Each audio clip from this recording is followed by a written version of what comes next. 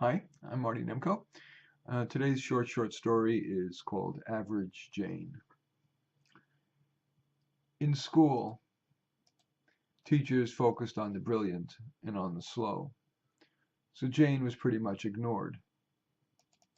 Jane's classmates liked the good-looking kids and made fun of the ugly ones. They barely noticed average-looking Jane. At her 50th high school reunion, most people couldn't even recall who she was.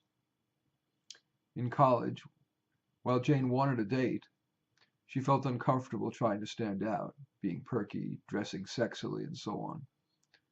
So she was pretty much ignored.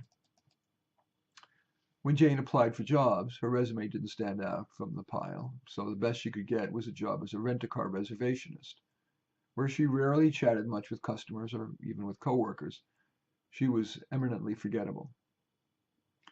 Jane liked hiking, and she joined a meetup hiking group.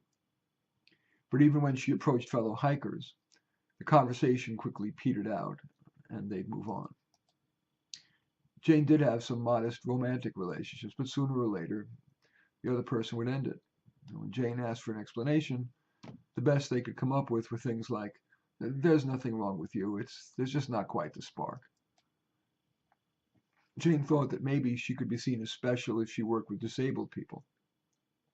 So she volunteered at a group home for people with intellectual disabilities. But she had difficulty helping them and got little recognition for her efforts. So after a few Saturdays, apologetically, she quit.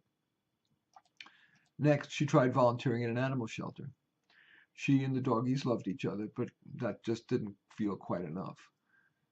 Am I going to be ignored, not cared about by anybody except dogs and my parents who are now dead? At the end of her 50th high school reunion, Jane trudged back to her car, gently closed its door, and cried. Would she die unexceptional, unrecognized? She sat there for 3 hours trying to concoct a basis for hope. She considered dolling herself up, puffing herself up, bubbling herself up, but in the end decided that self-acceptance was the wisest course.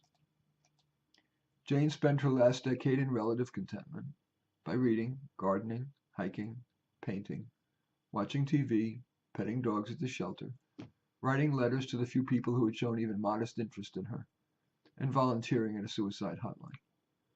A go-getter might have done more to improve her lot, but average Jane had just average drive.